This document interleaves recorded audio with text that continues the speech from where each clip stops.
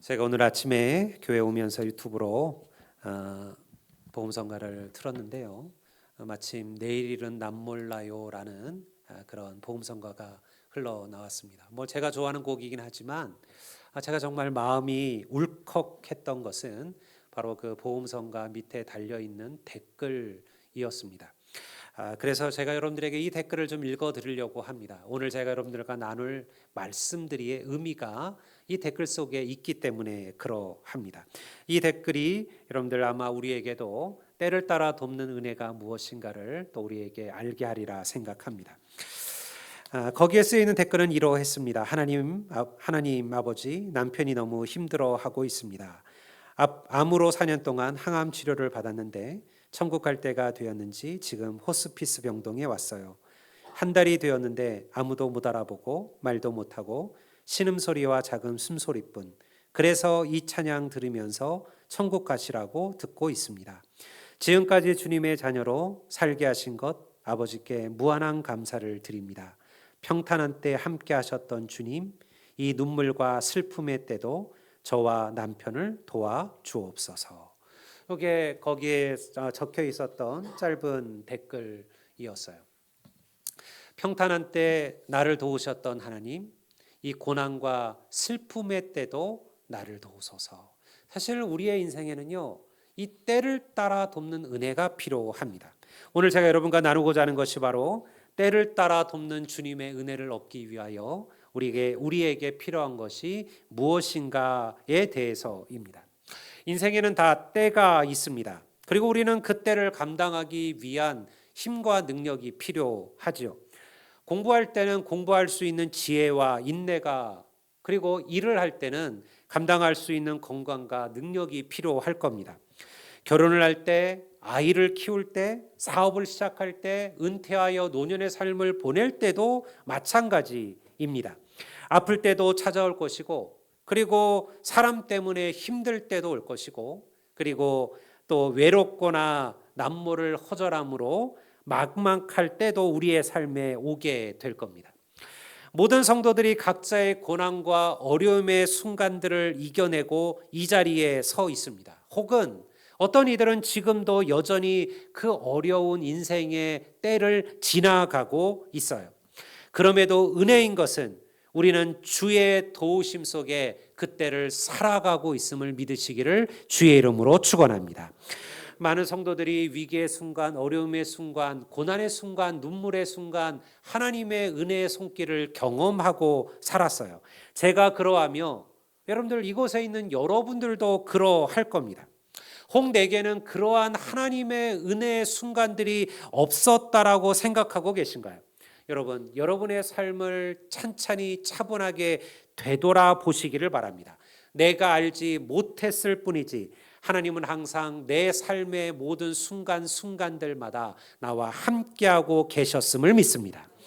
내 인생의 특별한 행운과 혹은 전혀 생각하지 않았던 도움들이 그냥 주어진 게 아니에요.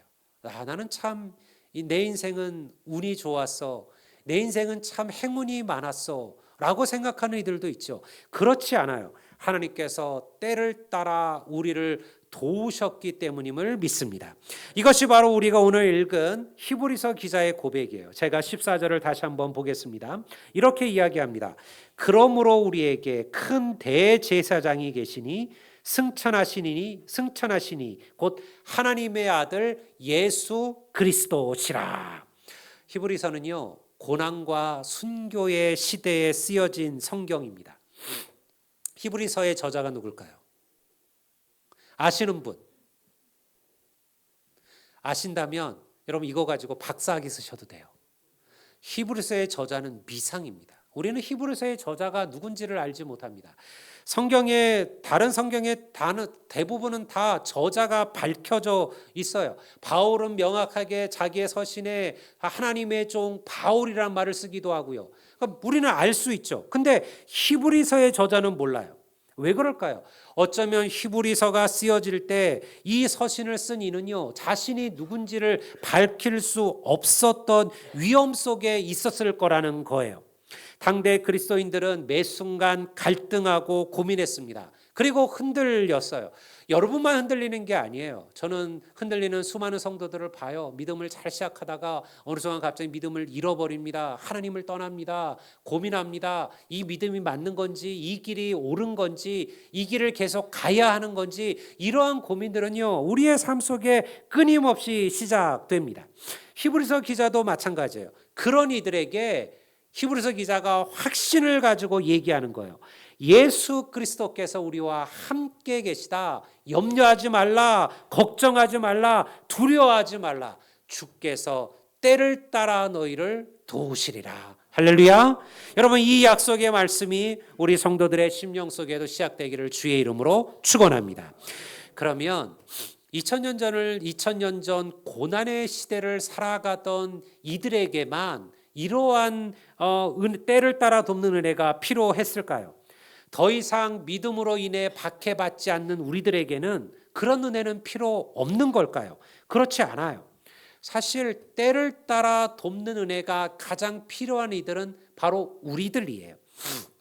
히브리서 1장 1절을 이렇게 기록합니다. 이러므로 우리에게 구름같이 둘러싼 허다한 증인들이 있으니 모든 무거운 것과 얽매이기 쉬운 죄를 벗어버리고 인내로서 우리 앞에 당한 경주를 하며.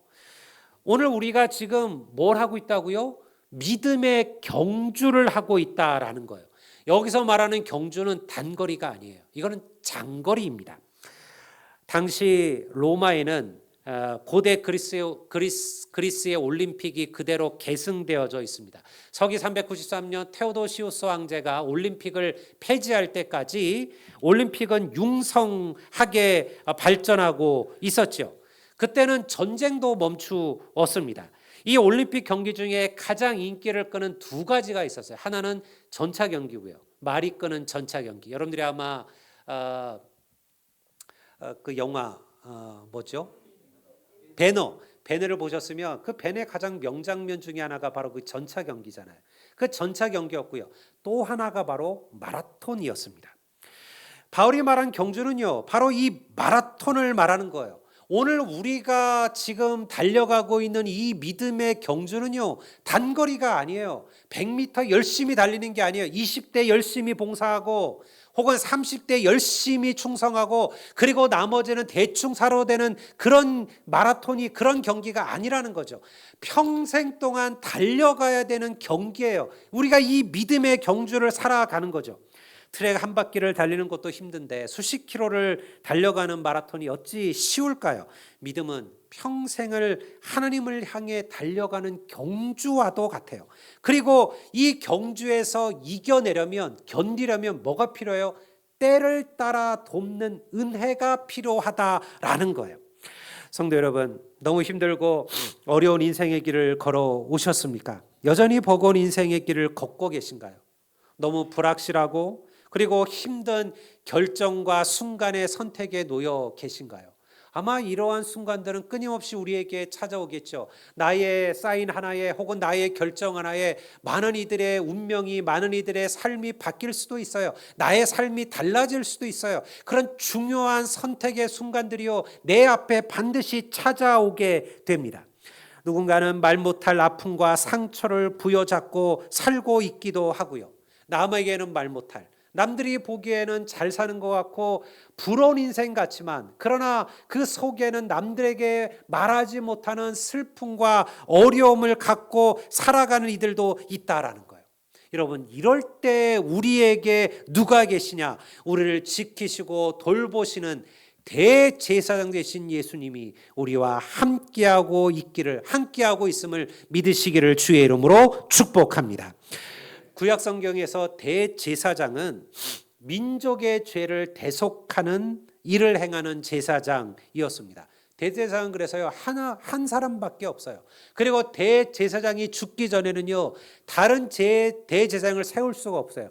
대제사장은요, 평생 했어요. 죽어야 비로소 그의 일이 마무리가 됐어요. 그리고 새로운 대제사장을 세웠죠. 히브리서 기자는요, 예수 그리스도야말로 우리의 대제사장이라 그렇게 고백합니다. 이는 예수 그리스도께서 온 인류의 죄를 대속하시는 십자가의 대속을 이루셨기 때문이죠. 그리스도인들은 바로 이 예수님을 의지하고 그리고 붙들고 살아가는 인생이에요. 때를 따라 돕는 은혜라는 게 무엇일까요? 여러분, 이 은혜는 결국 우리의 대제사장 되신 예수님으로부터 오는 은혜입니다. 예수님은 대제사장이시되 우리와 같은 고난을 받으셨다라고 성경은 기록합니다. 15절을 제가 다시 한번 보겠습니다. 우리에게 있는 대제사장은 우리의 연약함을 동정하지 못할 리가 아니요 모든 일에 우리와 똑같이 시험을 받으신 이로되 죄는 없으시느니라. 여러분, 이 예수께서 죽음에서 부활하시고 승천하셔서 하나님의 보좌 우편에 앉으셨어요. 여러분, 이 보좌가 바로 은혜의 보좌인 줄로 믿습니다. 우리가 때를 따라 돕는 은혜를 얻기 위하여 어디로 나아가야 합니까? 바로 이 은혜의 보좌 앞으로 나아가라. 그게 바로 주님의 보좌라는 거예요. 어떻게 나아가야 할까요? 우리는 하늘로 올라갈 수도 없고 사실은 하나님의 보좌가 어디 있는지도 몰라요. 우리는 인간이잖아요. 어찌 우리가 하나님이 계신 하나님의 보좌 앞에 우리가 나아갈 방법이 있을까요? 우리는 그 위치와 그 장소도 모르고 올라갈 능력도 없습니다. 죄악된 인간이 거룩하신 하나님의 보좌 앞에 나아가는 유일한 방법은 바로 기도와 예배임을 믿습니다. 여러분, 왜 예배가 목숨보다 귀할까요? 왜 예배가 생명보다 귀할까요? 여러분, 예배는요, 하나님의 주의 은혜의 보좌로 나아가는 길이에요. 여러분, 그것 외에는 우리가 하나님의 은혜의 보좌로 나아갈 길이 없어요. 당시 로마의 법에 의하면 로마의 시민권을 받은 이들은요, 억울한 일을 당하거나 혹은 공평하지 않은 재판을 당할 때 로마의 황제에게 직접 상고할 수 있는 권리가 있었습니다. 우리가 사도행전을 보면 빌립보에서 복음을 전하던 바울이요, 매를 맞고 그리고 또 옥에 갇히게 되죠. 저들이 이 풍속에 해치는 말을 한다, 그러한 종교를 전한다, 그런 이유로 모진 매를 받고 채찍에 맞고 그리고 옥에 갇히게 됩니다. 다음날 옥에서 풀어주자 바울이 그들에게 이런 얘기를 해요. 너희들이 로마의 시민권자인 나를 재판도 없이 때리고 그리고 내가 나를 옥에 가두었느냐, 이 말을 듣고요, 이 관리들이 두려워합니다. 그래서 더 위에 상급의 관리들이 나와서 이 바울에게 부탁을 해요. 그냥 우리가 잘못했다, 미안하다, 그러니 조용히 이 일을 덮어달라, 그렇게 이야기를 하게 되죠. 여러분, 보니까 이걸 보면 당시 로마의 시민권자라는 특권이 얼마나 대단한가를 보여주고 있습니다. 오늘 우리나라의 그 여권 파워가 세계 3인가 몇인가 그렇다 그래요. 세계 여러분들 비자가 없이 그냥 여권만 있으면 마음대로 들어갈 수 있는 그런 나라의 그 수가 그 여권의 파워를 결정하는데, 우리 대한민국은 사실은 대단한 여권 파워를 갖고 있다고 합니다. 그래서 이 대한민국 여권 위조가 그렇게 많은 거예요. 왜냐하면 그것만 있으면 어느 나라든 그냥 바로 통과가 되니까요. 여러분, 한때는 우리나라는 미국의 시민권을 받으려고 온갖 노력을 다했습니다. 출산 원정도 갔고요. 그래서 미국의 시민권자가 되는 것을 대단한 영예처럼 생각하기도 했죠. 그만한 특권이 있었다라는 거예요. 그런데 여러분, 우리는 로마의 시민권과 비교할 수도 없는 하나님 나라의 시민권자를 받은 자들임을 여러분 믿으시기를 주의 이름으로 축원합니다. 여러분, 이것은요, 세상의 시민권과 특권과 여러분들 비교할 수가 없다라는 거예요. 그러니 여러분, 우리가 고하기 위하여 나아가야 될 그 보좌는 세상의 보좌가 아니에요. 여러분, 세상의 재판, 세상의 법원, 그런 거 좋아하지 마세요. 성도들은 거기에 고해서 문제를 푸는 자들이 아니에요. 여러분, 우리가 정말로 나아가야 될 보좌는 바로 하나님의 보좌, 여러분의 기도가 그 보좌로 나아가는 길을 열게 됨을 믿습니다. 여러분, 이것을 성경은 다른 말로 기도라고 하는 거죠. 기도는 예배는 우리를 하나님의 주의 은혜의 보좌로 인도한다라는 거예요. 그게 16절의 말씀이에요. 그러므로 우리는 긍휼하심을 받고 때를 따라 돕는 은혜를 얻기 위하여 은혜의 보좌 앞에 담대히 나아갈지니라. 할렐루야. 너희들이 때를 따라 돕는 은혜를 얻기 위하여 은혜의 보좌 앞에 담대히 나아가라. 성도 여러분, 여러분은 담대히 주님의 보좌로 나아갈 권리와 특권을 가지고 계심을 믿습니다. 그래서 여러분, 기도는 의무가 아니라 무엇이다? 특권이라는 거예요. 왜 기도가 힘들까요? 우리는 자꾸 기도를 의무라고 여기는 거예요. 기도가 의무니까 힘들어요. 세상에 의무는 힘듭니다. 의무를 행하는 일은요, 쉬운 일이 없어요. 그게 좋은 일이고 즐거운 일이고 행복한 일이면 누구도 그것을 의무라고 말하지 않습니다. 그건 특권이죠. 근데 우리가 자꾸 기도가 우리에게 버거운 것은 이걸 의무라 생각하는 거예요. 기도, 내가 이 정도 됐으면 기도해야지, 기도해야 될 의무가 있구나. 아니요, 여러분, 기도는 의무가 아니라 특권이고 권리임을 믿습니다. 여러분, 제가 그래서 여러분들에게 이 놀라운 특권과 권리를 행사할 수 있는 기회를 드리려고 하는 거예요. 우리가 5월 10일부터 여러분 금요 기도회를 시작을 합니다. 여러분들에게 그 권리를 드리는 거예요. 그 권리와 특권을 제대로 사용하시기를 주의 이름으로 축원합니다. 때를 따라 돕는 하나님의 은혜를 얻을 수 있는 기회라는 거예요. 여러분이 본당의 구석구석에 여러분의 기도의 자리를 세우시기를 주의 이름으로 축원합니다. 여러분, 그 자리를 통하여 하나님께서 때를 따라 돕는 은혜를 우리에게 부어 주실 것임을 믿습니다. 하나님의 그리스도의 은혜가 우리에게 감동인 것은요, 주께서는 그 모든 눈물과 우리의 눈물과 아픔을 아신다라고 성경은 기록합니다. 만물의 창조주시고 그리고 오늘도 역사를 주관하신 하나님께서 우리 인생의 연약함을 아시고 기억하신다는 이 말이 얼마나 큰 은혜일까요? 살아가는 일을 먼저 떠나보내고 그 빈자리를 느끼며 가슴 아파하는 성도들이 우리 교회 안에도 있습니다. 주께서 그 아픔을 아시고 기억하심을 믿습니다. 때로 우리는 주님께 불평하고 원망할 때가 많아요. 왜 힘들고 어려운 순간 하나님께서 나를 돕지 않으셨는지, 돕지 않으셨나 그렇게 생각하죠. 너무나도 힘든 순간에 주님의 보호하심을 경험하지 못한 것 같은 그런 생각이 들기도 해요. 저 사람은 하나님께서 매 순간 돕는 것 같고 응답하시는 것 같고 돌보시는 것 같은데 왜 하나님은 내 삶의 이 어려움의 순간들마다 내게는 그렇게 응답하지 아니하셨는가 그렇게 생각하기도 합니다. 막상 그러면서도 당신은 얼마나 기도하며 예배하며 살았습니까? 라는 질문을 자신에게 던지지 않는다라는 거예요. 여러분, 내 삶에 때를 따라 돕는 하나님의 은혜가 없다라고 여기셨다면 여러분, 먼저 우리는 질문을 던지셔야만 합니다. 나는 기도와 예배의 특권을 가지고 담대히 주님 앞에 나아갔는가? 나의 하루하루의 삶에는 항상 기도의 시간이 있었는가? 나의 하루의 시작이 나의 하루의 끝이 나는 하나님을 기억하며 하나님께 예배하며 하나님의 말씀을 붙드는 삶을 살아왔는가? 여러분, 우리가 그 질문에 답할 수 있어야 돼요. 기도 없는 성공은 진정한 성공이 아닙니다. 여러분, 기도할 때 주님은 그 보좌에서 우리의 간구를 들으시고 응답하심을 믿습니다. 어제의 은혜는 어제를 살아가기 위한 은혜입니다.